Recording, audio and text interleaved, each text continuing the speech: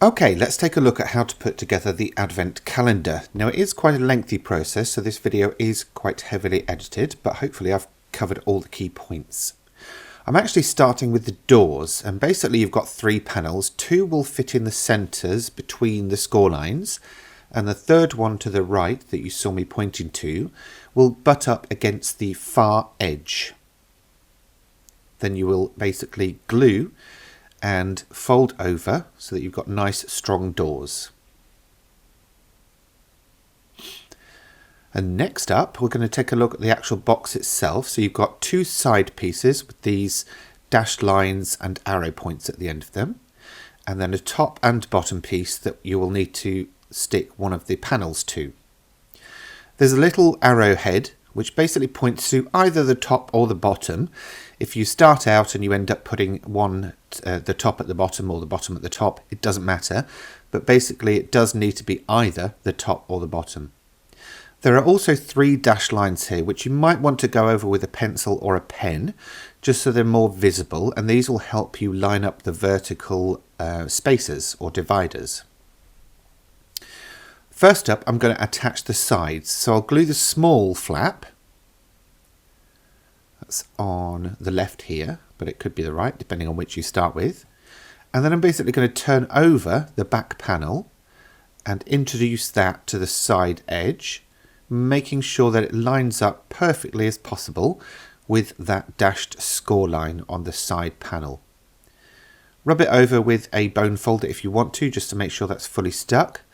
And then repeat that on the other side, and then stick the bottom and top in place as well in the same way. So you'll now have this. Next up, we're going to start bringing the sides together. So I'm gluing this small tabs on the edge, and I'll bring that up to meet the opposing side or adjacent side, whichever word works. And then just hold that in place until it grabs. You can use double-sided tape for this if you want, and then you would basically go around and do all of the other corners as well. Then I'm going to apply glue to the outer large flaps and fold those in and glue them basically to themselves, if you see what I mean. This gives the box more structure and stability. Then you would do the same for the other 3, and you will end up with this, a box basically, with 3 vertical lines. Now when it comes to the spaces, you'll have an assortment, but for each of them you will need to basically apply glue to the back of one side and then fold them over and stick them to themselves. Don't glue the outside tabs, the little tabs that extend from the main section, just the inside panels. Then fold back all those little tabs, and what you will end up with is a stack of dividers. For the verticals, you'll have a 2-piece central divider and then 2 dividers that have 5 notches cut in. You'll have 3 horizontal dividers with 3 notches cut in, 2 horizontal with 2 notches cut in, and then 2 that are completely solid. We're going to make a start by gluing the first part of the central divide in place. So what we're going to do is apply glue to all but one end of the tabs. So you might see here that I've actually gone a bit wrong. You actually need to put the glued end towards the outside edge of the box. Don't worry, I do fix that in a second. And then basically you will line that up with that pencil mark that you made and make sure everything is stuck in place. On the outside edge of the box, or on the inside, you will see those little triangular notches as well. They're to help you line up the ends of these dividers, whether you're working horizontally or vertically. Next up, for one of the outside vertical dividers, again putting them on glue on all tabs apart from one end. The glued end goes towards the bottom of the box, and then everything gets stuck in place, aligning it again with the pencil mark. Same again for the remaining vertical divider. Glue on all tabs apart from one end.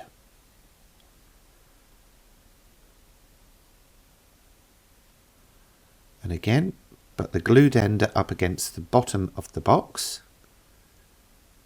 Line it up with that pencil mark. Take your time, and this is why I like to use glue for this one, just because you've got a bit of wiggle time and you can adjust things and move it around. Make sure all the bottom tabs are stuck in place. Each of these dividers, by the way, will help stabilize the box as well. And as you insert the horizontal ones, it will become much more solid. Now, we are going to need one of the horizontal dividers that's got the 3 notches cut in. We'll fold back all of those flaps, and then we're going to apply glue to all of them this time. And then we'll basically slot it in the bottom row and make sure everything's glued in place. So let's get some glue on. I hope I could work this fast in real life, but I can't. So slide that down until it's fully down, and then again using those arrowhead notches on the side of the box, you can line up the point where that joins the side. Make sure they're in place first, and then make sure the rest of it is stuck down.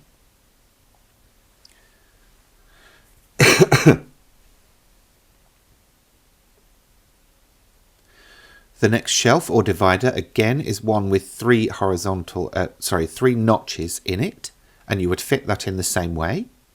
Then again, another one with 3 notches in it. Glue that in the same way.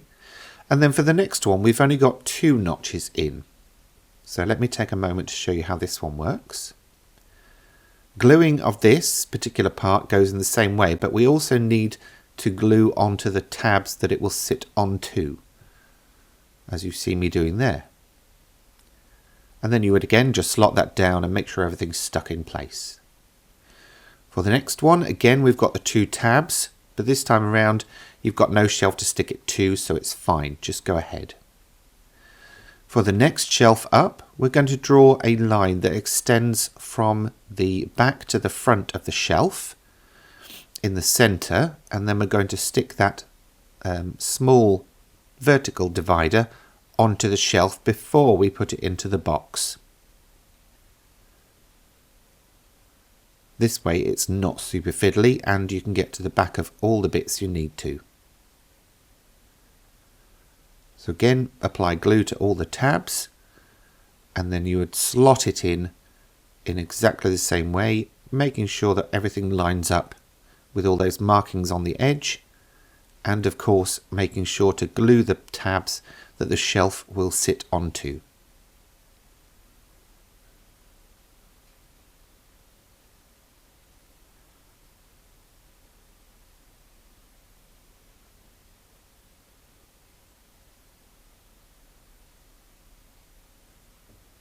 Always make sure your verticals are vertical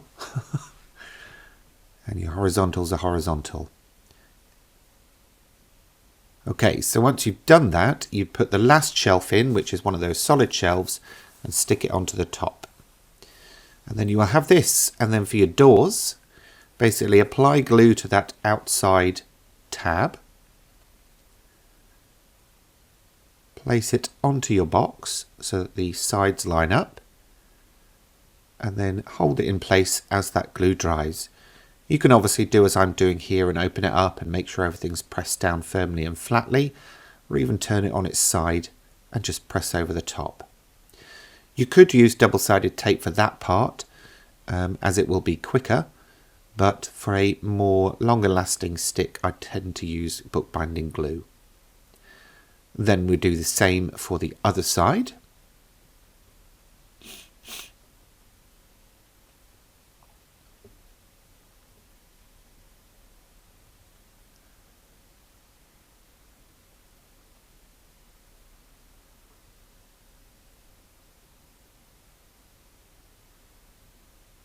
And there we have our doors in place. So next up I'll show you the drawers, and it's the same process for every single drawer. Stick the decorative panel in place, then weed all of the weeding boxes away from the numbers. Lift them up and transfer them over with transfer tape using a consistent method. So I've used the edges of the transfer tape there to help me line that up with the decorative panel. You can obviously position them where you want them to be. Just use the same consistent styling across all of it for that slightly more professional look. Now I'm basically running over all of the score lines with a fine tipped stylus and a ruler, and then I'm just basically folding all of those over and unfolding as well. Next, I'm applying glue to the edges here of those bits so that where the tabs come into contact with that card, they will in fact stick. Or you could apply it to the small tabs instead, if that makes more sense for you. Glue those tabs to their opposing edges or adjacent edges. And then repeat that for the other end. So I'm working front to back here. You could work back to front. It's entirely up to you. And you might recognize this process from the box that we made earlier in this video. It's pretty much exactly the same, and it's exactly the same no matter which size drawer you're making.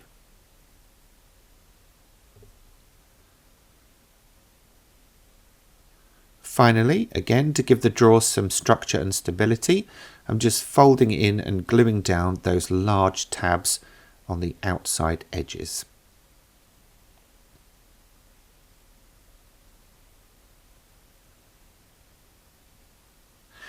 This particular method of working, of doubling up the cardstock, actually allows me to use finer cardstock when cutting, because this then doubles over and gives you essentially 360 GSM card on the edges and sides, but 180 on the bases where you don't need that thickness. So there's some benefits to this. One is that those dashed score lines don't stand out so prominently, and it means you can have more cardstock involved. Okay, so once you've got all your drawers done, you then basically just need to fit them in your calendar. Work them in whatever way you want. The small boxes can be juggled around and in whatever numerical order you want. There are 4 specific places for the medium-sized boxes, and obviously the large box can only fit in the top slot. Once you've got that done, I would suggest maybe using some ribbon and double-sided tape to make a closure.